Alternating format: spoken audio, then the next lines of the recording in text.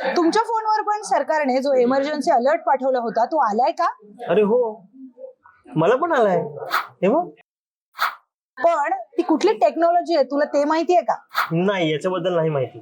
थांब मी सांगते. तर ही आहे सेल ब्रॉडकास्ट टेक्नॉलॉजी. ही टेक्नॉलॉजी काय आहे तर एका मोबाईल टॉवर मधून त्या परिसरामध्ये सगळ्या फोन्सला एकाच वेळी हा मेसेज जातो. आणि ही टेक्नॉलॉजी SMS पेक्षा अतिशय वेगळी आहे, कारण SMS मध्ये तुमचा फोन नंबर लागतो, पण या टेक्नॉलॉजी मध्ये तुमच्या फोन नंबरची गरज नाहीये आणि त्यामुळे तुमची प्रायव्हसी ही जपली जाते. क्या बात कर रहे हैं? आणखी एक महत्वाचं म्हणजे हे SMS हे अलर्ट जेव्हा पाठवल्या जातात तेव्हा मोठा आवाज होतो, जोरदार व्हायब्रेशन होतं आणि थेट स्क्रीनवर तुमचा अलर्ट दिसतो.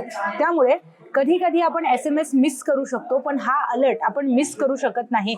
दुसरं म्हणजे दुर्गम भागामध्ये पर्यंत हे अलर्ट पाठवले जातात, त्यामुळे कुठलीही आपत्कालीन परिस्थिती असेल त्या परिस्थितीच्या आधीच ही टेक्नॉलॉजी हे अलर्ट पाठवू शकते. आता यामध्ये आणखी एक महत्वाचं म्हणजे अशी एक सेम प्रणाली जपानमध्ये देखील आहे, कारण जपानमध्ये मोठ्या प्रमाणामध्ये सुनामी येत असते, त्यामुळे तिथे ही टेक्नॉलॉजी आधीच डेव्हलप करण्यात आलेली आहे.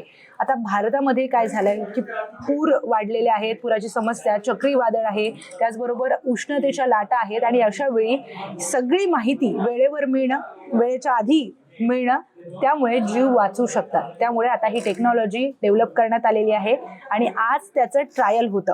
आणखी काही दिवस याचं ट्रायल चालणार आहे, त्यामुळे घाबरून न जाता ही टेक्नॉलॉजी तुम्ही समजून घ्या, कारण हा जो मेसेज आहे तो एखाद्याचा जीव वाचवू शकतो. त्यामुळे अलर्ट राहा.